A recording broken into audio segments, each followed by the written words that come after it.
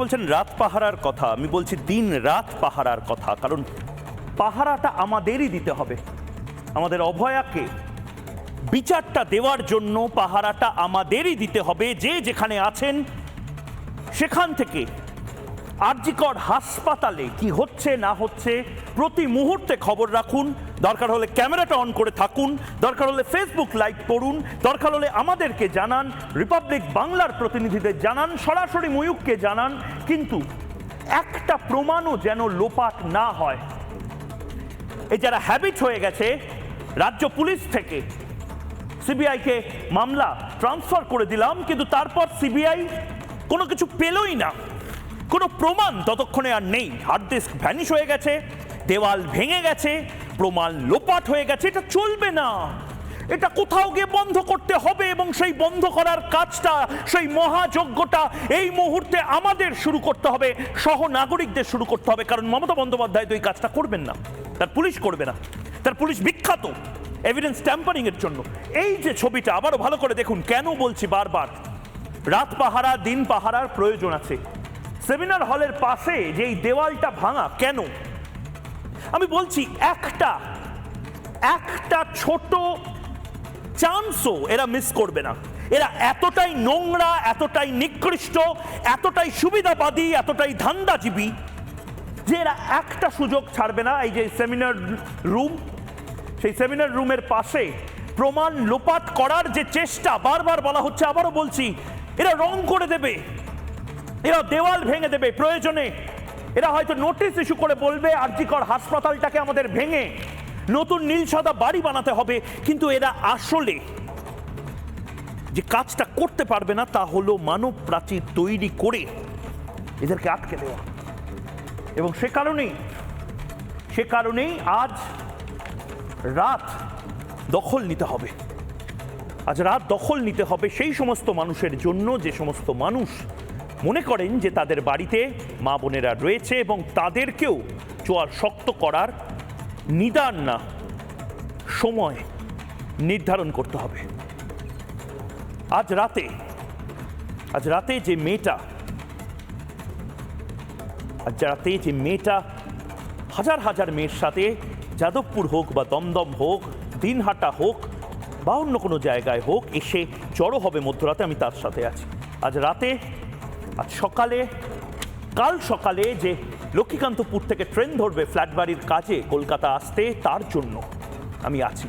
আর যে মেয়েটা নিউ টাউনে বিপিওতে কাজ করে, নাইট ডিউটি করে, আর 5টা মেসবাড়ির মেয়ের সঙ্গে হয়তো নিচে যাবে সিগারেট খেতে, তার জন্য আছি। যে মেয়েটা ঘেমে নিয়ে বাড়ি ফিরছে অফিস থেকে হাতে বাজারের ব্যাগ নিয়ে, যে মেয়েটা হাসপাতালে অফিস করছে, তার জন্য আছি।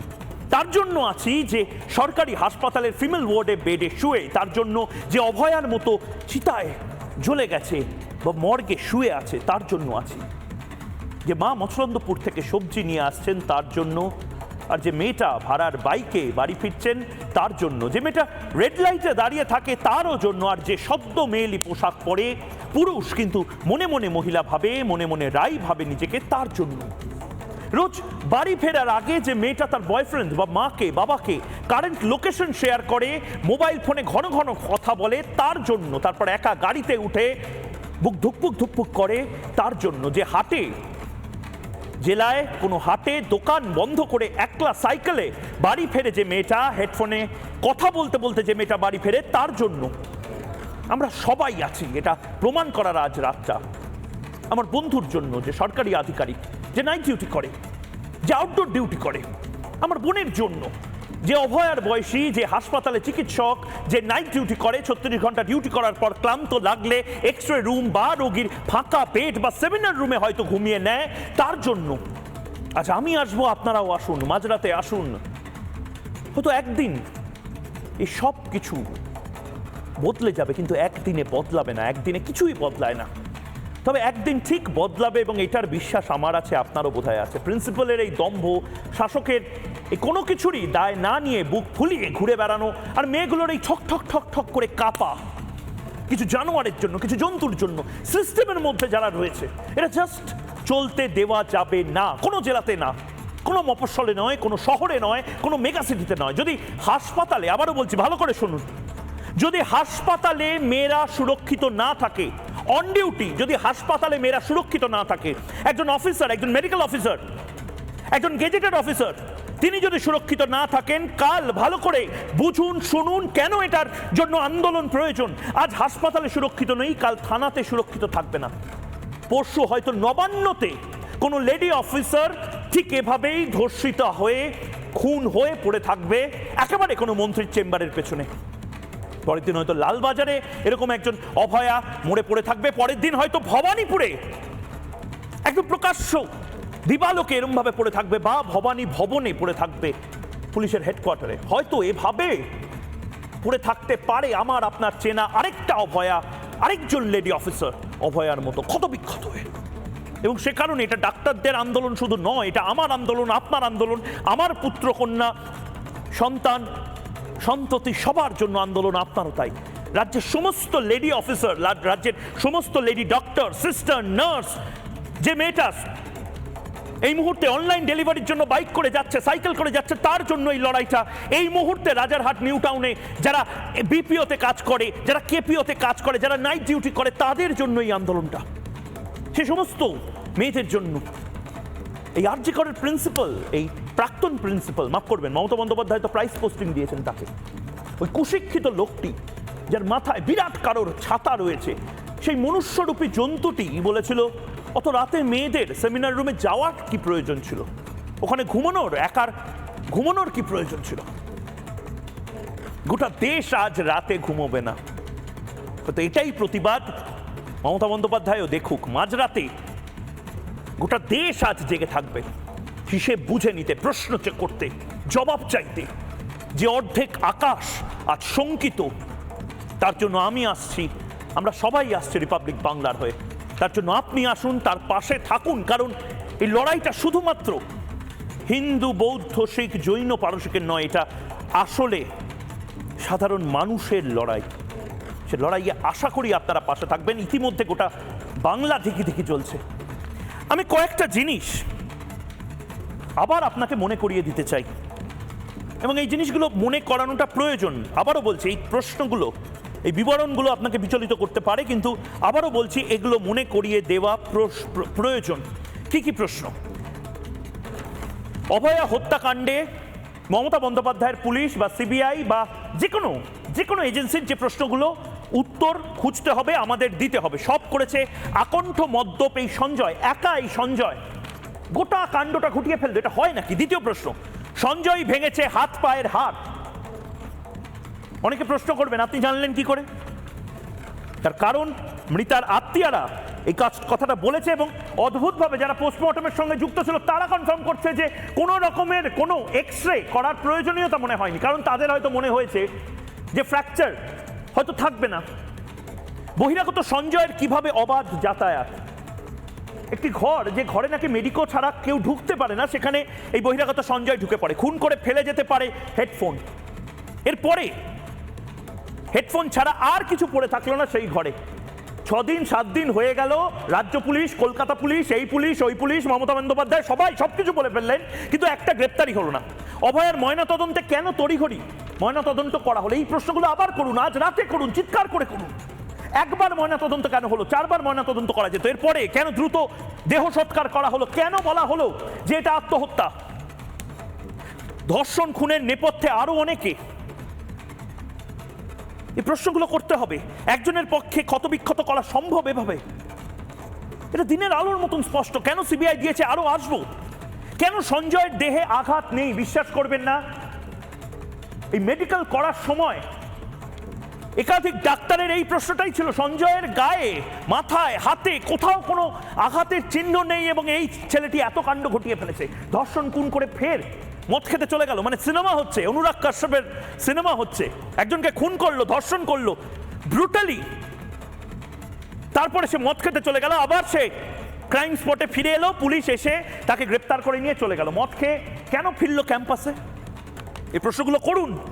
মমতা বন্দ্যোপাধ্যায় রাজ্যের পুলিশ মন্ত্রী, মমতা বন্দ্যোপাধ্যায় রাজ্যের স্বাস্থ্যমন্ত্রী, করুন। মমতা বন্দ্যোপাধ্যায় যদি এড়িয়ে যান, বলুন যে সিবিআই তো আজকে এসছে, এতদিন ধরে 7 দিন ধরে আপনার পুলিশ কি করছিল? ডাঙ্গুলি খেলছিল না চুপচাপ এই এভিডেন্স ট্যাম্পারিং গুলো করছিল? কেন এই প্রশ্নগুলো করছি? তার কারণ মমতা বন্দ্যোপাধ্যায় আসলে শেল্টার দিচ্ছেন এই সন্দীপ ঘোষদের।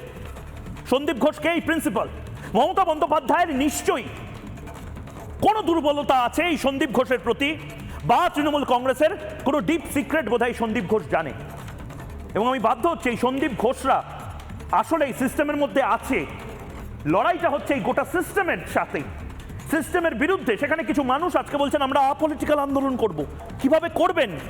আপনি প্রথমেই আপনার গান্ডিপটি, আপনার সুদর্শন চক্রটি আলাদা করে সাইডে রেখে বলছেন এসো এবার আমাকে মারো, আর অন্যদিকে একের পর এক অস্ত্র শস্ত্র ব্রহ্মাস্ত্র নিয়ে আপনাকে ক্ষতবিক্ষত করবে, অভয়াদের ক্ষতবিক্ষত করবে। আপনি বলবেন আমরা সিস্টেমের বিরুদ্ধে লড়বো কিন্তু আপলিটিক্যালি। কি করে লড়বেন ম্যাডাম, কি করে লড়বেন স্যার?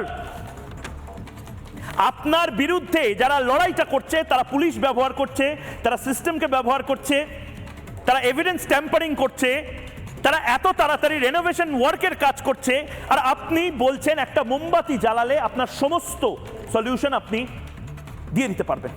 পসিবল নাকি? অভয়া কি জানতো? ফোকাস শুন, অভয়া কি জানতো? জিজ্ঞেস করুন কে আন্দোলন করছে, কে আসছে না, কে শঙ্খ বাজাতে বলছে, কে মোমবাতি নিয়ে আসতে বারণ করছে। ছাড়ুন এগুলো, ছাড়ুন। নির্দিষ্ট এই প্রশ্নের উত্তরগুলো সরকারের থেকে চান। আজ রাতে শপথ করুন যখন বাড়ি ফিরবেন যে কাল সকালে যেন সিবিআই, ইডি, রাজ্য পুলিশ, কেন্দ্রীয় পুলিশ, কলকাতার পুলিশ, মমতা ব্যানার্জি, এই পুলিশ ওই পুলিশ সবার কাছে এই প্রশ্নের উত্তরগুলো কোয়েশ্চেনিয়ার বানিয়ে আজ রাতে পেশ করুন। কাল সকালবেলা মিডিয়ার সামনে যেন এরা এই প্রশ্নের উত্তরগুলো দেয়। এই প্রশ্নগুলো কি জানে অভয়া, যার জন্য দ্বিতীয় যে গ্রাফিক্যাল রিপ্রেজেন্টেশন, এই প্রশ্নগুলো একবার দেখানোর চেষ্টা করব। অভয়া কি জানতো? আরজিকরের ভেতরে দুর্নীতি জেনে ফেলেছিল অভয়া। মানে মোডাস অপারেন্ডিটা কি? ক্রাইমে একটা ভাষা আছে মোডাস অপারেন্ডি, মোটিভ। অস্ত্র পাচার চক্রের হদিশ পেয়েছিল, অঙ্গ পাচার চক্রের হদিশ পেয়েছিল, টেন্ডার দুর্নীতি ধরে ফেলেছিল অভয়া। কি জানতো? প্রশ্ন করুন। চেস্ট মেডিসিনে কি বড় সড়ো কোনো দুর্নীতির খোঁজ পেয়েছিল? কোনো দুর্নীতির কোনো হিন্ট পেয়েছিল? মধুচক্র বা কোনো ধরনের ইল্লিগাল অ্যাক্টিভিটি যেটা হয়তো ভিডিও রেকর্ডিং করে ফেলেছিল, এবং তার মোবাইল ফোনটা কেন অত্যন্ত গুরুত্বপূর্ণ? আমি বারবার বলছি যেগুলো গুরুত্বপূর্ণ তার কারণ প্রত্যেকের এই মুহূর্তে স্ক্যানারে আসাটা ইম্পর্টেন্ট। নিজে থেকে আসুন স্ক্যানারে যে আমি ক্লিন। আপনারা জিজ্ঞাসাবাদ করুন কিন্তু আমি ক্লিন, আমার কিছু লোকানোর নেই। এই যে যেরকম অরুণাভ বাবু, আজকে আমি শুনছিলাম সকাল থেকে, চেস্ট মেডিসিনের তিনি এইচওডি, আর কৃষ্ণা ম্যাডাম তিনি নার্সদের সুপার। দুজন দু কথা বলছেন। দুজনকেই সিবিআই জেরা করুক, একটু এমবিবিএস ডিগ্রি নিয়ে, একটু তাদের সরকারি চাকরি নিয়ে একটু টানা হ্যাচড়া হোক, সব সত্যি কথা বেরিয়ে যাবে। এই চেস্ট মেডিসিনের এইচওডি তিনি বলছেন নার্স নাকি চাবি রাখতো, আর নার্সরা বলছেন আমি কোনোদিন চাবি টাবি রাখিনি, আমি একটা বাক্সের মধ্যে চাবি রাখতাম, যে যখন পারতো খুলে দিত সেমিনার রুমে। দুজনকেই কেন সিবিআই ডাকছে না? ইমিডিয়েটলি সিবিআই এই অরুণাভ বাবু যিনি চেস্ট মেডিসিনের এইচওডি তাকে ইমিডিয়েটলি ইন্টারোগেট করুক, দরকার হলে গ্রেপ্তার করার যদি কোনো এভিডেন্স থাকে গ্রেপ্তার করুক। একজন সরকারি ডাক্তার, তাকে কোমরে দড়ি পরিয়ে সিবিআই নিয়ে যাক, প্রশ্ন হোক, যাই হোক না কেন অভয়ার উত্তরটা চাই আমরা। দেখুন দুজনে একেবারে উল্টো কথা, দুজনে কি বলছেন। সেমিনার রুমে অ্যাকচুয়ালি চাবি দেওয়া থাকে, এবং আমরা সেদিনকে 8টা ধরুন সে ফর 4টে-5টা অবধি ক্লাস করেছি।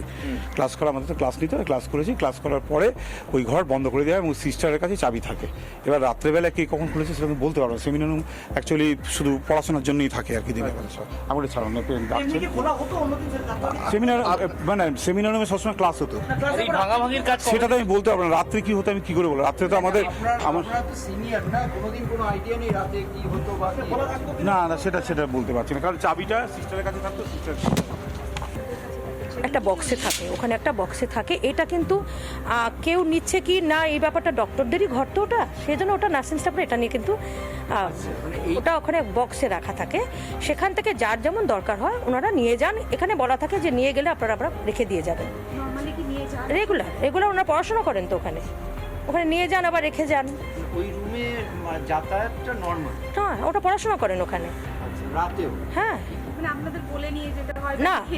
না, লিখে নিয়ে যেতে হয় না, কিন্তু নিয়ে যান যখন তখন বলে নিয়ে যান যে সিস্টার আমি চাবিটা নিয়ে যাচ্ছি, ওরা বলে দেন আপনি কিন্তু জায়গার মতো চাবিটা রেখে দেবেন। এইটা তো আমার পক্ষে বলা সম্ভব না, না অন্য কেউ নিতে পারবে না। সেমিনার রুম নাকি তালা বন্ধ করা থাকে, তাহলে তালাটা খুললো কে? এই অরুণাভ স্যারকে সিবিআই জিজ্ঞাসাবাদ করুন না, এই কৃষ্ণা ম্যাডামকে সিবিআই জিজ্ঞাসাবাদ করুক না। কিছু লোককে তো জিজ্ঞাসাবাদ করতে হবে, কিছু লোক তো ঘাপটি মেরে বসে আছে, কিছু লোক সব জেনেও না জানার ভান করছে, তাদেরকে তো সামনে আনতে হবে।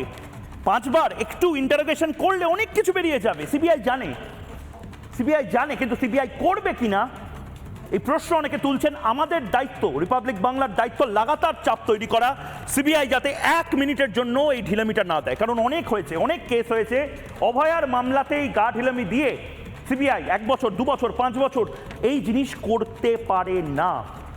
আর অনেকে প্রশ্ন করছেন, আমি আমাদের অতিথিদের কাছে যাব, কিন্তু অনেকে প্রশ্ন করছেন why CBI, why the case has been shifted, অর্থাৎ বাংলা করলে দাঁড়ায় রাজ্য পুলিশ বা কলকাতা পুলিশকে একটুও সময় কেন দেওয়া হলো না। মমতা বন্দ্যোপাধ্যায় তো বলেছিলেন এই রবিবার কেসটা দিয়ে দেবেন, মানে 6 দিন পরে কেসটা দেবেন। তারপরেই হঠাৎ করে মামলাকারীরা বলেন না, মানে ভয়ঙ্করভাবে এভিডেন্স ট্যাম্পারিং হচ্ছে, এবং সে কারণে চিফ জাস্টিসের বেঞ্চে মামলাটি যায় এবং চিফ জাস্টিস বলেন যে না, সিবিআইকে ইমিডিয়েটলি কাল সকাল 10টার মধ্যে হ্যান্ডওভার করো কেস। আজ সকাল 10টায় কেস হ্যান্ডওভার হয়ে গেছে। আমি দেখাতে চাই হাইকোর্টের যে অর্ডার কপি রয়েছে, সেই অর্ডার কপির ভয়ানক কিছু দিক। এটা গোটা বাংলা দেখুক, দরকার হলে স্ক্রিনশট নিয়ে রাখুন, এই মুহূর্তে টিভিতে যখন চলছে তখন ছবি তুলে রাখুন, বা ফেসবুক থেকে এটা নিয়ে রাখুন। এটা হাইকোর্টের অর্ডার কপি, এবং সেখানে নির্দিষ্টভাবে যারা আপনাকে বোঝাতে আসবে না তৃণমূল কংগ্রেস বা শাসকের হয়ে, সেখানে চিফ জাস্টিস অর্ডারে লিখছেন administration was not with the family or the victim, অর্থাৎ administration was not with the victim or the family of the victim. নিহত চিকিৎসকের পাশে ছিল না প্রশাসন, ভাবুন, তারপরে ধর্ষকদের পাশে আছে। এরপরে কি ভয়ঙ্কর একটা অবজারভেশন এই মুহূর্তে হাইকোর্ট করেছে। দ্বিতীয়, এরপরে whether the statement has been recorded from the principal, superintendent and assistant superintendent, the reply was no. High court জিজ্ঞেস করেছে, মানে একটা বাচ্চা ছেলেকেও জিজ্ঞেস করবে এখানে চুরি গেছে, কে কে ছিল? 3 জন ছিল, সে 3 জনকে কি জিজ্ঞাসাবাদ করা হয়েছে? না। প্রেমাইসেসটা, অর্থাৎ ধরে নিন আপনি একটা বেসরকারি হাসপাতাল চালান, তার মালিককে জিজ্ঞাসাবাদ করা হয়েছে? না। তার সিইওকে জিজ্ঞাসাবাদ করা হয়েছে? না। ঠিক সেরকম আরজি কর মেডিকেল কলেজের প্রিন্সিপাল, সে কাস্টোডিয়ান, তাকে জিজ্ঞাসাবাদ করা হয়েছে? না। সুপারিনটেন্ডেন্টকে জিজ্ঞাসাবাদ করা হয়েছে? না। অ্যাসিস্ট্যান্ট সুপারিনটেন্ডেন্টকে জিজ্ঞাসাবাদ করা হয়েছে? না। তাহলে কি ললিপপ খাচ্ছিল কলকাতা পুলিশ এতদিন ধরে? লজ্জা লাগে না কলকাতা পুলিশের? এরপরে দেখুন, ভালো করে দেখুন, 30 নম্বর পয়েন্ট, এটা অর্ডার কপি আপনাদের হাতে যদি থাকে। So because even after a lapse of 5 days there appears to be no significant progress in the investigation which ought to have happened by now, and by further loss of time we would be well justified in accepting the plea. Court বলছে, জজ সাহেবরা বলছেন 5 দিন হয়ে গেছে, কোনো ধরনের কোনো ইনভেস্টিগেশন এগোয়নি, আর যদি 1 মিনিটও আমরা সময় নষ্ট করি তাহলে গোটা কেসটা গন্ডগোল হয়ে যাবে। তার মানে এভিডেন্স ট্যাম্পার প্রতি মুহূর্তে, প্রতি সেকেন্ডে, প্রতি ন্যানো সেকেন্ডে হয়েছে। এরপরে ন্যায়সঙ্গত হবে কি আবেদন না নেওয়া?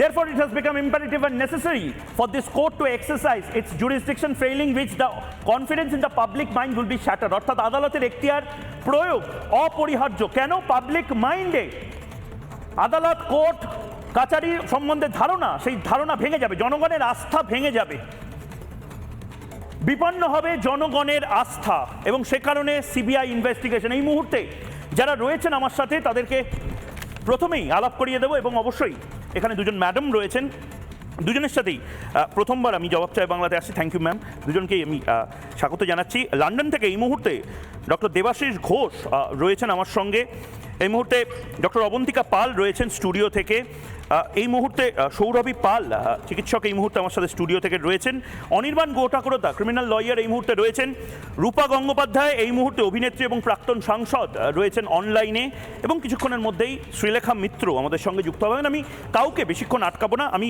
ডক্টর ঘোষ, আপনারও চেম্বারের মধ্যে থেকে আপনি যে সলিডারিটি জানাতে এই মুহূর্তে লন্ডন থেকে এই মুহূর্তে আমাদের সাথে যুক্ত হচ্ছেন, আমি আপনাকেও একটু একটু কিছুক্ষণ রেখে ছেড়ে দিচ্ছি। শুধু প্রথমে আমি অনির্বাণ গুহ ঠাকুরতাকে বলছি, অনির্বাণ, আমি যে কথাগুলো বললাম বা দেখালাম হাইকোর্টের অবজারভেশন, সে তো মারাত্মক। তার মানে ইন্টেনশনালি রাজ্য পুলিশ বা কলকাতা পুলিশ এই কেসটাকে ঘেঁটে দেওয়ার বা এভিডেন্স ট্যাম্পারিং এর সুযোগ করে দেওয়ার চেষ্টা করছিল। এটার জন্য তো মামলা হওয়া যায়। তার থেকেও বড় কথা হচ্ছে মনির, বেসিক্যালি এই যে অবজারভেশনস, এই অবজারভেশনস গুলো খুব পিন পয়েন্টেড, মানে একদম স্পেসিফিক অবজারভেশনস। তুমি দেখো 30 নম্বর প্যারাগ্রাফে আমিও পড়ছিলাম তুমি বলার পরে, তাতে পরিষ্কার বলা রয়েছে যে এইখানে প্রশাসনের সাথে ভিকটিমের পরিবারের সাথে বা ভিকটিমের সাথে প্রশাসন ছিল না। এই কথাটা একটা অত্যন্ত গুরুত্বপূর্ণ কথা। আমার খুব অদ্ভুত লাগছে, মানে আমার অত্যন্ত আমি মর্মাহত এই অবজারভেশনসে, বা এই অবজারভেশনসে অনারেবল কোর্ট নিশ্চয়ই সত্যি মনে করেছেন বলেই অবজার্ভ করেছেন, কারণ ওনারা কেস অনির্বাণ, এইটা কেন বললেন আমি শুধু জানার চেষ্টা করছি, যেহেতু আমি একদম নভিস আইন সম্পর্কে এবং অবশ্যই চিকিৎসা বিজ্ঞান সম্পর্কে সাধারণ মানুষের কাছে জিজ্ঞেস করছি। এই 30 নম্বর পয়েন্টের একদম শুরুতেই যেখানে বলা হয়েছে যে প্রশাসন না ছিল এই নিহত চিকিৎসকের সাথে, না ছিল তার পরিবারের সাথে, তার মানে এটা বাস্তব যে তাদের 3 ঘন্টা দাঁড় করিয়ে রেখেছিল। দুর্ভাগ্যজনক, মানে এটা অত্যন্ত দুর্ভাগ্যজনক একটা মন্তব্য আদালতের, এবং আদালত এই পর্যায়ে এই মন্তব্য করতে পেরেছেন বা করতে চেয়েছেন বা করেছেন তার কারণ নিশ্চয়ই রয়েছে। দেখো কেস ডায়েরি ওনারা দেখেছেন, কেস ডায়েরি দেখার পরে তুমি একটা জিনিস আমি দেখবে, তুমি ওখানে কিন্তু কেস ডায়েরি হস্তান্তর সেই মুহূর্তে হয়েছে, কাগজপত্র বাকি কাগজপত্র পরের দিন সকাল 10টার সময় হস্তান্তর হয়েছে, কিন্তু ওনারা মনে করেছেন যে কেস ডায়েরি এক্ষুনি হস্তান্তর করে দেওয়া উচিত, এবং আদালতের যিনি সিবিআই এর পক্ষের আইনজীবী ছিলেন বা সিবিআই পক্ষের যারা আধিকারিক ছিলেন তাদেরকে তৎক্ষণাৎ এই হস্তান্তর হয়েছে কেস ডায়েরি, যেটা কিন্তু নজিরবিহীন। এর আগে এরকম আমরা দেখিনি কোনোদিন। আমি এত বছর প্র্যাকটিস করছি বুঝুক, আমি কিন্তু এর আগে দেখিনি এরকম। এবং এই রকম মন্তব্য যে মন্তব্যে মানে রীতিমতো শিহরণ দিচ্ছে এই মন্তব্য, মানে একজন ভিকটিমের ফ্যামিলি যিনি বিচার চাইছেন তার সাথে প্রশাসন ছিল না বলে আদালত মন্তব্য করছেন, তাও আবার কি honourable chief justice of West Bengal, যেটা আমার কাছে অত্যন্ত বেদনাদায়ক এবং আমি খুব মর্মাহত। অনির্বাণ, আমি শেষ প্রশ্ন তোমাকে করছি, কিছু মনে করো না, এটা কিছুটা ব্যক্তিগত প্রশ্ন। তুমি নিজেও একজন কন্যা সন্তানের পিতা এবং তুমি অত্যন্ত বড় একজন আলিপুর কোর্টের ক্রিমিনাল লয়ার। একাধিক সঞ্জয় রায় অভিযুক্ত বা রেপ অ্যাকিউজদেরকে তুমি বেল দেওয়ার কাজটা করো। তোমার মতন অনেক লয়ার প্রথম দিনে দাঁড়াতে চায়নি এই সঞ্জয়ের জন্য। তোমার কাছে যদি এই কেস আসে, তুমি কি সঞ্জয় রায়ের হয়ে মামলাটা লড়বে? আমি সকলের সামনে স্বীকার বলছি যে আমি কিছুতেই এই মামলা নেব না, কিছুতেই না, এবং আমি দরকার পড়লে অপরপক্ষকে মানে ভিকটিমদেরকে সাহায্য করব। কারণ এই মামলা তুমি এর আগে জানো, আমি একটা মামলা তুমি বললে না যে পার্ক স্ট্রিট রেপের ঘটনা, তাতেও কিন্তু আমি নির্যাতিতার লয়ার ছিলাম। কারণ আমি এই ধরনের ঘটনাকে অত্যন্ত কন্ডেম করি, এবং যারা এই ঘটনা ঘটিয়েছেন তাদের সর্বোচ্চ শাস্তির দাবি করছি, সর্বোচ্চ শাস্তি। মানে তুমি পার্ক স্ট্রিট রেপ ভিকটিমের লয়ার হিসেবেও তুমি বলছো যে এই মামলাটা এর থেকেও ভয়ঙ্কর, এর থেকেও গ্রুসম? অত্যন্ত গ্রুসম, অনেকটা মানে বারবার নির্ভয়া কাণ্ডের কথা মনে করিয়ে দিচ্ছে যে ওই নৃশংস ঘটনা সেই একই রকম ঘটনা, যেখানে একজন ডাক্তার ভদ্রমহিলা যিনি ভবিষ্যতে আমাদের সমাজের একটা সম্বল হতে চলেছিলেন, তাকে এইরকম অত্যাচার করাকে আমি সিরিয়াস কন্ডেম করছি, এবং তার জন্য ওনার যারা অভিযুক্ত বা যারা দোষী সাব্যস্ত হবে তাদেরকে সর্বোচ্চ সাজা, তার থেকেও বড় কিছু সাজা যদি হয়, যদি সাজা আইন প্রণয়ন করে নতুন করে সাজা সম্ভব, তাহলে সেটা দেওয়া হোক। বেশ, অনেক ধন্যবাদ অনির্বাণ, অনেক ধন্যবাদ। এই মুহূর্তে রূপা গাঙ্গুলি এই মুহূর্তে রয়েছেন, আপনার প্রতিক্রিয়া নেব। রূপা গাঙ্গুলি, আজ রাত দখলের লড়াই এবং তার পাশাপাশি একটা সিস্টেম, সেই সিস্টেমের বিরুদ্ধে লড়াই। রূপা গাঙ্গুলি, আপনার কাছে আসবো আমি, কিন্তু দেবাশিস ঘোষ এই মুহূর্তে, চিকিৎসক দেবাশিস ঘোষ রয়েছেন। দেবাশিস বাবু, আপনার প্রতিক্রিয়া, কলকাতায় কি চলছে? প্রথমত আমার লজ্জায় মাথা নিচু হয়ে যাচ্ছে আজকে নিজেকে বাঙালি বলে পরিচয় দিতে। আজকে এত নিন্দনীয় ঘটনা ঘটেছে, এর থেকে আমাদের বাঙালিদের নিজেদের ভাবা উচিত যে আমরা কি করছি। আজকে একটা মহিলা, তার উপরে এত বড় অত্যাচার, আজকে সে ডাক্তার পড়ে, সে মহিলা, সে যাকে যাকে আমরা মা জননী বলে আমরা মনে করি, তাকে আজকে অত্যাচার করা হয়েছে, তার উপরে মানে এত বাজেভাবে তার হত্যা করা হয়েছে, আর আমরা শুধু একটা মোমবাতি জ্বালাচ্ছি, সেটা উপযুক্ত নয়। আর আমি অ্যাজ এ ডাক্তার আমি মনে করি যে শুধু ফিমেল রেসিডেন্টরা গিয়ে রাস্তায় দাঁড়ালে হবে না, আমাদের প্রতিটা ডাক্তার, হাসপাতাল, government, private practice, everybody should join in this protest and they should be able to move the government. আজকে শুধু একটা লোককে ধরে সাজা দিলে হবে না, সে লোকটা যে এত দূর বেড়েছে নিশ্চয়ই তার উপরে অনেক লোক ছিল বলেই সে বাড়তে পেরেছে, তার উপরে একটা ছাওয়া রয়েছে বলেই বাড়তে পেরেছে। আমাদের ওই ছাওয়াটাকে ধরতে হবে, তাদের এগেনস্টে কেস করতে হবে বা তাদের সাজা দিতে হবে। এবং দেবাশিস বাবু, আপনি যখন কথাগুলো বলছেন, আমি টেলিভিশন সেটে দেখছিলাম, আপনি লন্ডনে বসে রয়েছেন, রূপাদি কলকাতায় বসে রয়েছে, বিভিন্ন জেলা থেকে, মানে এই লড়াইটা শুধুমাত্র একটি শহরের লড়াই আর নেই, বিভিন্ন জেলা থেকে শঙ্খ বাজাচ্ছে, মোমবাতি, ছোট ছোট মোমবাতি যেগুলো আমরা কালী পুজোর সময় লাগাই, সেই মোমবাতিগুলো নিয়ে তারা এই মুহূর্তে দাঁড়িয়ে রয়েছেন। মানে এটা বোধহয় অ্যাকচুয়ালি স্বাধীনতা রিক্লেম করার একটা রাত। আপনার মনে হচ্ছে যে এই আন্দোলনটা ঠিক হচ্ছে? ডাক্তারদের, চিকিৎসক, লয়ার সবাই একসাথে এভাবে রাস্তায় নামছে। দেবাশিস বাবু, প্রতিটা মানুষের নামা উচিত। আজকে কোনো মানুষ দেশের কোনো পার্টি হিসাবে নিজেকে না মনে করে একটা মনুষ্যত্বের জন্য লড়তে হবে আমাদের। বেশ, অনেক অনেক ধন্যবাদ। অনেক একদম একদম একদম। আমি দেবাশিস বাবু আপনাকে একটু ইন্টারাপ্ট করছি, কারণ রূপা গাঙ্গুলি সহ বাকিরা রয়েছেন, তাদেরকে আমি কিছু ছবি দেখাতে চাই।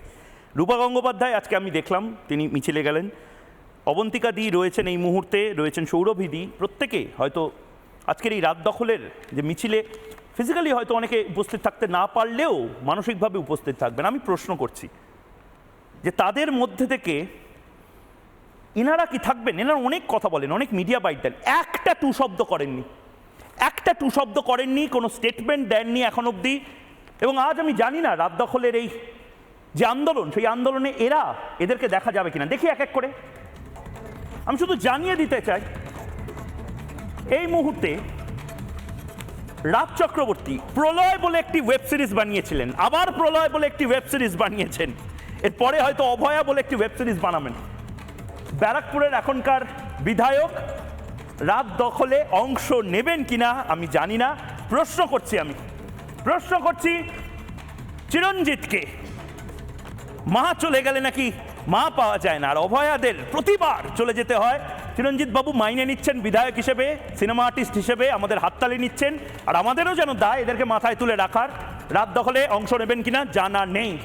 ব্রাত্য বসু, ওরে বাপরে, ব্যাপক বড় কবি, সাহিত্যিক, নাট্যকার, অনেক কিছু, বিশাল বড় ব্যাপার। দমদম মেলাতে ব্যাপক স্টারদের নিয়ে আসেন। রাহুল আনন্দ যাকে নিয়ে এসেছিলেন তার বাড়িও পুড়ে গেছিল বাংলাদেশে। রাত দখলে অংশ নেবেন কিনা জানা নেই, সবকিছুতে চুপ।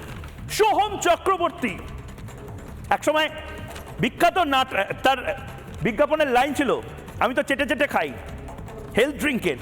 আমি জানি না এখন সোহম চক্রবর্তী রাত দখলে অংশগ্রহণ করবেন কিনা। একটা ডায়লগও বলতে পারতেন হয়তো। লাভলি মৈত্র সিরিয়ালে দারুণ সব রোল তিনি নেন এবং ব্যাপক ডায়লগ এমনি সময় মারেন। জানি না সোনারপুর দক্ষিণের বিধায়ক তিনি আসবেন কিনা। সায়ন্তিকা দির আমি খুব ফ্যান। সায়ন্তিকা দি যে ড্রামাটিক্যালি কথা বলেন, মায়েদের হয়ে মেয়েদের হয়ে কথা বলেন, অভয়ার জন্য আজ রাস্তায় আসবেন কিনা খুঁজবেন, আপনারা খুঁজবেন। বীরবাহা হাসদা আপনারা নিজেরাও জানেন, সেলিব্রিটি, আদিবাসী সমাজের সেলিব্রিটি। বীরবাহা হাসদাও একজন কলকাতার মেয়ের জন্য আসবেন কিনা আমরা জানি না। আচ্ছা, এরা বিধায়ক, হয়তো বিধায়কদের অনেক কাজ হয়তো। মেম্বার অফ পার্লামেন্ট, ভালো করে শুনুন, মেম্বার অফ পার্লামেন্ট যারা, তারাও কেন চুপ? আজ জবাব চায় বাংলা। দেখুন, খোঁজ করুন আজ রাতে এরা থাকে কিনা, আপনার চারপাশে এরা আসে কিনা। যদি আসে স্যালিউট জানান। কাকলি ঘোষ দস্তিদার, ভাবতে পারেন আর.জি. কর মেডিকেল কলেজের একজন অ্যালুমনাই ইনি, রাজ্যের মন্ত্রী, একসময় দীর্ঘদিন ধরে মন্ত্রী বা এমপি ছিলেন। শতাব্দী রায় নেই, সাংসদ, 11 জন তৃণমূল কংগ্রেসের 11 জন সাংসদ মহিলা। শতাব্দী রায় চুপ, প্রতিমা মণ্ডল চুপ, তৃণমূল কংগ্রেসের জয়নগরের সাংসদ, এরা চুপ, এদেরকে দেখতে পাচ্ছেন না। মালা রায় দক্ষিণ কলকাতার সাংসদ চুপ, সাজদা আহমেদ চুপ, মহুয়া মৈত্র তো রেপ, হাতরাস, মণিপুর অনেক কিছু নিয়ে বলেন, হয়তো ওনাকে বলতে দেওয়া হচ্ছে না, উনি বলতে চান, ফেসবুক লাইভ করুন ম্যাডাম একটা। মিতালি বাগ, আসলে এদের ডাবল স্ট্যান্ডার্ডস গুলোকে পর্দা ফাঁস করি বলে এত প্রবলেম এদের। এরপরে দেখা যাক সায়নী ঘোষ যাদবপুরে আজ অংশগ্রহণ করবেন কিনা জবাব চায় বাংলা। সায়নী ঘোষকে টেলিফোনেও ধরে জিজ্ঞেস করবো আমি। রচনা ব্যানার্জি, ওফ দিদি নাম্বার 1, দিদি অভয়া হয়তো দিদি নাম্বার 1 দেখতেন, লজ্জা শরমের মাথাকে হয়তো একদিন আসুন, আপনার টিআরপি পড়বে না। জুন মালিয়া মেদিনীপুরের সাংসদ, সেলিব্রিটি, এদের আপনারা ভোট দিয়ে জেতান। শর্মিলা সরকার সেলিব্রিটি, এদেরকে আপনারা ভোট দিয়ে প্রতিবাদ জেতান। রূপা গাঙ্গুলি, আপনিও সেলিব্রিটি ছিলেন, দ্রৌপদীর চরিত্রে আপনাকে গোটা দেশ চিনেছিল। রূপাদি,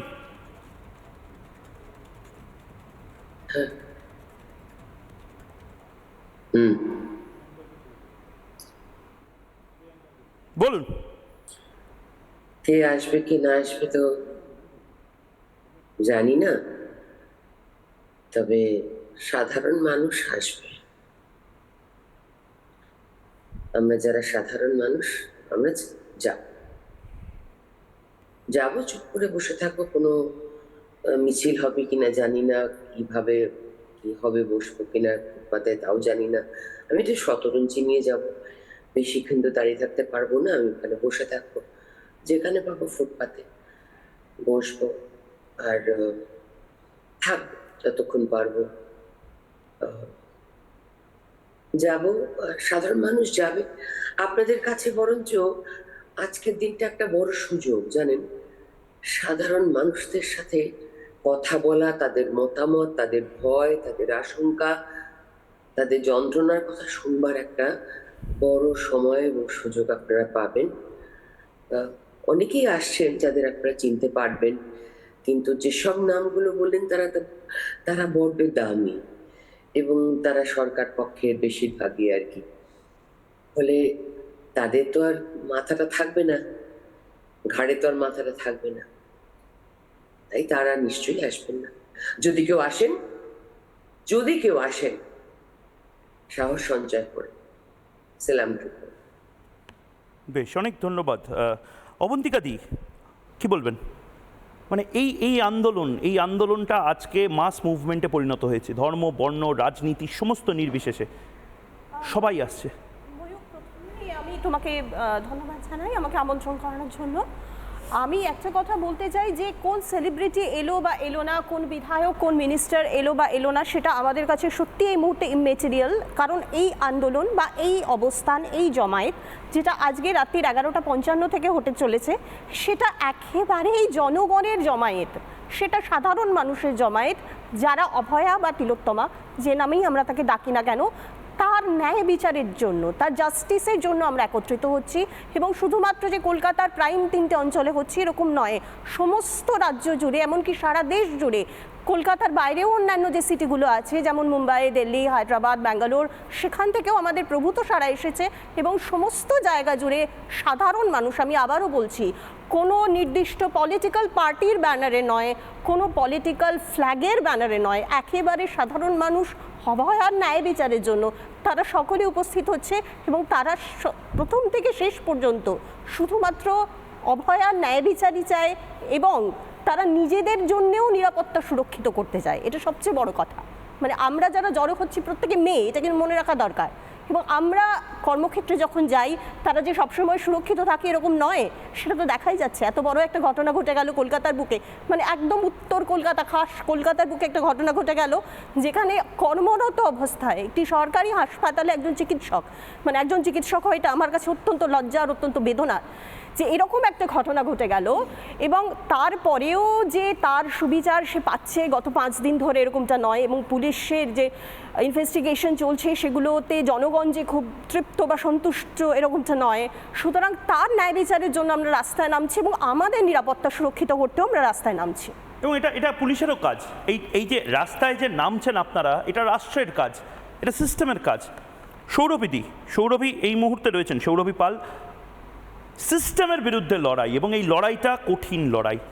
আরজিকর মেডিকেল কলেজে অনেক দুর্নীতির খবর এর আগে এসেছে। ইনফ্যাক্ট এখন আমাকে অনেকে মেসেজ করে বলছেন যে এর আগে যতজন যাদের অ্যাবনর্মাল ডেথ হয়েছে, যারা ঝাঁপিয়ে সুইসাইড করেছে ইত্যাদি বলা হয়েছে, সেগুলোও আবার কেস ওপেন করা হোক। কি বলবেন, কোথাও কি কিছু একটা বড় সড়ো চেপে যাওয়া এবং এই অভয়ার জেনে ফেলার কোনো ঘটনা ঘটেছে? তার সুযোগ, তার চান্স তো আছেই। আমার মনে হয় হয়তো অভয়া অনেক কিছুই জানতো, সেই নিয়ে কোনো সন্দেহ নেই। আর আরজিকরের প্রাক্তনী হিসেবে হয়তো ভেতরের খবর অন্যদের থেকে একটু হয়তো আমরা বেশি জানি বা আমি বেশি জানি। অবশ্যই আমরা যখন আরজিকরে পড়তাম তখনকার আরজিকর আর এখনকার আরজিকরের মধ্যে আকাশ পাতাল তফাৎ। অভয়া অবশ্যই কিছু জানতো, তার জন্যই তার সাথে এই চরম পরিণতিটি হয়েছে, এটা আমার বিশ্বাস। এবং এই যে ফ্যাসিলিটির অভাব, এই যে আপনাদের এখনও নাকি বিভিন্ন ফাঁকা বেডে শুতে হয় বা এক্সট্রা রুমে শুতে হয়, কারণ এখনও রাজ্য সরকার অনেক কথা বললেও ফ্যাসিলিটিগুলো দিয়ে উঠতে পারেনি, এটা কি বাস্তব? এটা চরম বাস্তব। এটা সব সত্যি, মানে ওয়াশরুম থাকে না, মানে আপনারা যারা হাইজিনের কথা বলেন, আপনারা যারা প্রেসক্রিপশনে বলেন জল বেশি করে খেতে, টয়লেটে বেশি করে যেতে, আপনাদের নিজেদেরই ডিউটি আওয়ার্সে এই সমস্ত সুযোগ সুবিধা থাকে না? না, থাকে না। এটা খুব বিটার ট্রুথ। সব জায়গায় সব রকম সুবিধা আমরা পাই না, কিন্তু ডাক্তার হয়েছি সেই জন্য আমাদের তো ডাক্তারি করতেই হবে। আমি গোটা বাংলার কাছে কয়েকটা প্রশ্ন এই মুহূর্তে করতে চাই, কিন্তু তার আগে এই মুহূর্তে একজন দর্শক প্রীতিময় চক্রবর্তী, তিনি দীর্ঘদিন ধরে জবাব চায় বাংলা দেখেন এবং আজও জবাব চায় বাংলা দেখছিলেন, তিনি কিছু বলতে চান বলে আমাকে জানানো হলো। প্রীতিময় দা, কি বলবেন? বল না, আমি যেটা বলবো সেটা হচ্ছে, একটা হাসপাতালে যখন অস্বাভাবিক মৃত্যু হয় তার সম্ভাব্য কারণ হিসেবে আমরা ধরে নিই হয় কোনো ফার্মাসিউটিক্যাল ম্যানিপুলেশন, অর্থাৎ ওই ওষুধ কেনা বেচার কোনো একটা গল্প আছে, অথবা এই বায়ো ওয়েস্ট একটা বিভৎস ব্যাপার, ভীষণভাবে অস্বাস্থ্যকর। এই দুটোর কোনো একটা ঘটে থাকতে পারে। এবং আমি এটা গল্পের খাতিরে বলছি যে হয়তো মেয়েটি এটা জানতে পেরেছিল এবং সে এটা প্রতিবাদ করেছিল, কারণ তার স্টেটমেন্টে দেখা যায় শেষের দিকে ও নাইট ডিউটি করতে চাইছিল না। ওর একটা ছোট্ট গাড়ি কিনেছিল বেচারা, সেটাও 1 মাস আগে, এই ঘটনার ঠিক 1 মাস আগে কেউ ভেঙে দেয়, ফলে ওর একটা শত্রুপক্ষ তৈরি হয়ে গেছিল। এবং তার প্রতিবাদে আজকে ভারতবর্ষের বিভিন্ন কর্নার থেকে বিভিন্ন মানুষ, মেয়েরা মূলত, যে রাস্তা আমাদের বলে একটা আন্দোলনে নেমেছেন। সেটা খুব আমি আপনাকে একটু থামাচ্ছি, কারণ এই মুহূর্তে এর থেকে বড় ব্রেকিং নিউজ হতে পারে না। এই ব্রেকিং নিউজটা, মমতা বন্দ্যোপাধ্যায় আজ 7 দিন পরে হঠাৎ করে দান দক্ষিণা যেন করছেন, ভিক্ষা যেন দিচ্ছেন, তার মতন আজ ঘোষণা করেছিলেন 10 লাখ টাকা তিনি অভয়ার পরিবারকে দেবেন। রাজ্যের ক্ষতিপূরণের প্রস্তাব ফেরালো অভয়ার পরিবার। মেয়ে চলে গেছে, ক্ষতিপূরণ নিয়ে কি হবে? আগে মেয়ের খুনের বিচার চাই, তারপর বাকি সমস্ত কথা হবে। স্যালিউট জানাই অভয়ার পরিবারকে। রাজ্যের ক্ষতিপূরণের প্রস্তাব ফেরালো অভয়ার পরিবার। এই মুহূর্তে সবচেয়ে বড় ব্রেকিং নিউজ, অভয়ার পরিবারকে ক্ষতিপূরণের কথা আজই মমতা বন্দ্যোপাধ্যায় বলেছিলেন। 10 লক্ষ টাকা ক্ষতিপূরণের কথা দাবি করেছিলেন মমতা বন্দ্যোপাধ্যায়। তার বাড়ির যারা পরিবারের সদস্য তারা বলেছেন আগে মেয়ের খুনের বিচার চাই, পরে সব হবে। ক্ষতিপূরণ দিলেই কি 7 খুন মাফ? মমতা বন্দ্যোপাধ্যায়কে প্রশ্ন করছে গোটা বাংলা এই মুহূর্তে, রাত দখলের আগে। মমতা বন্দ্যোপাধ্যায় আজকে ঠিক কি বলেছিলেন, এটাকে সেন্সিটিভ কমেন্ট বলবো না ইনসেন্সিটিভ কমেন্ট বলবো আপনারা বিচার করুন, কিন্তু মমতা বন্দ্যোপাধ্যায় রাজ্যের মুখ্যমন্ত্রী, তিনি সে কি কথা বলেছিলেন, যেন ভিক্ষা দিচ্ছেন বা কম্পেনসেশন দিচ্ছেন। শুনুন একবার।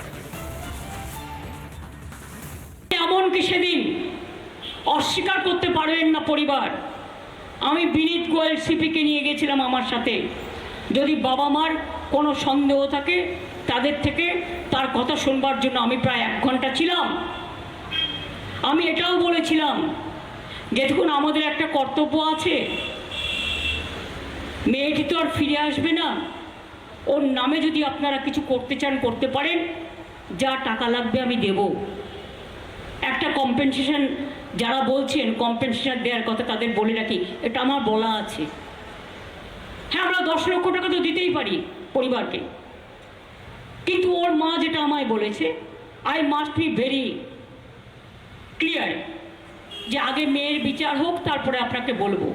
ওনারা এটা বলেছেন আমায়, আমি জাস্ট কোট করছি। অভয়ের মা ঠিক বলেছেন, টাকা দিলে সব কিছু শেষ হয়ে যায় না, মুখ বন্ধ করা যায় না। শ্রীলেখা মিত্র অভিনেত্রী এই মুহূর্তে রয়েছেন। শ্রীলেখা, আপনি রাত দখলে বাড়ি থেকে বেরোচ্ছেন এবং এই যে একটা কথা হচ্ছে পলিটিক্যাল নন পলিটিক্যাল, কিছু সুবিধাজীবী এসে বলছেন বাবা তোমরা কোনো পলিটিসাইজ করো না, কিন্তু সিস্টেমের বিরুদ্ধে লড়াই হচ্ছে, সেখানে আপনারা বেসিক কোনো পলিটিক্যাল কথাও কি বলবেন না?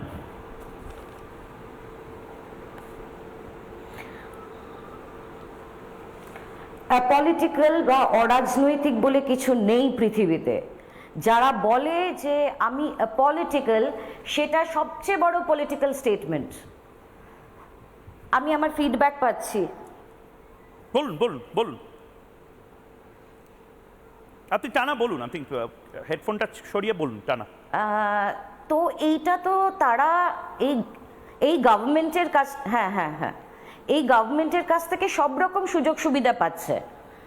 তাদের আর আমি না নিজের কথা নিজে শুনতে পাচ্ছি বলে অসুবিধা হচ্ছে। হেডফোনটা খুলে নিয়ে টানা বলুন, আমি তারপরে আপনাকে ধন্যবাদ জানিয়ে দেবো। আপনি হেডফোনটা টানা খুলে নিয়ে আপনার বক্তব্যটি বলুন, সেটা গুরুত্বপূর্ণ, please. Okay okay okay okay okay, right right right. এটা অরাজনৈতিক বলে পৃথিবীতে কিছু হয় না, এটা কমপ্লিটলি একটা পলিটিক্যাল মুভমেন্ট হতে চলেছে এবং হবেও। যে রাজ্যে আমরা বাস করছি সেই রাজ্যের মুখ্যমন্ত্রী 10 লাখ টাকা বলছেন কম্পেনসেশন দেবেন। উনি কে? উনি একটা মায়ের, বাবা মার মেয়ের মানে মূল্য করছেন, নির্ধারণ করছেন। 10 লাখ টাকা দিয়ে দিলাম হয়ে গেল, এটা কি ধরনের কথা? মুখ্যমন্ত্রীর কাছ থেকে তো এটা আশা করা যায় না।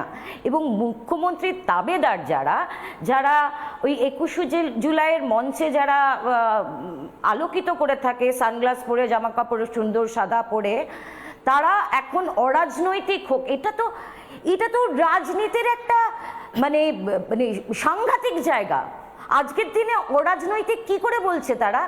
যেখানে পুলিশ ওই রকম একটা, ওখানে মেয়েটিকে দেখে পুলিশ বলল যে এটা সুইসাইড, পুলিশ ধামাচাপা দিচ্ছে, এটা বোঝাই যাচ্ছে যে ওই ছেলেটি সঞ্জয় রায়, তার হয়ে বলার কেউ নেই, সে নিশ্চয়ই খারাপ, হতেই পারে সে খারাপ, বা আমি জানি না সে কী করেছে।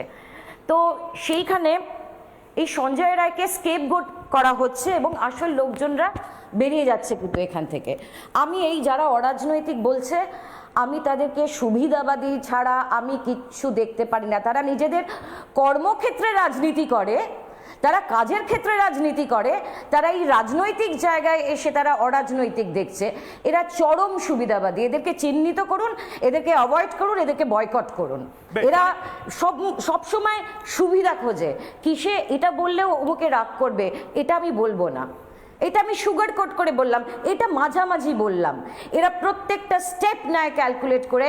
এরা নিজেদের ছাড়া কারোর কথা ভাবে না, কারোকে ভালোবাসে না, কারোর সম্পর্কে জানতে চায় না।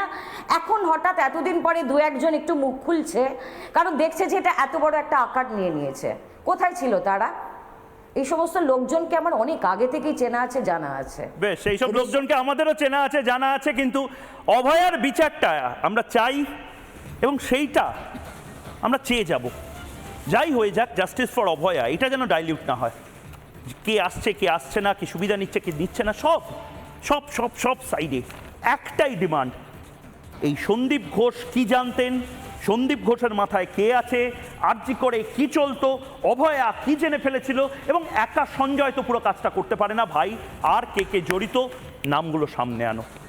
এটা এখানেই শেষ হচ্ছে না, প্রতিদিন জবাব চায় বাংলাতে। ময়ূক এই প্রশ্নগুলোই করে যাবে, অস্বস্তিকর লাগবে কিন্তু করে যাবে। আজ রাত দখলে আমিও থাকছি, দেখা হবে আপনার সাথে চোখে চোখ রেখে লড়াইয়ের শপথ করব সেখান থেকেই। ছোট্ট বিরতির পর ফিরে আসছি আমি ময়ূক, সঙ্গে থাকুন।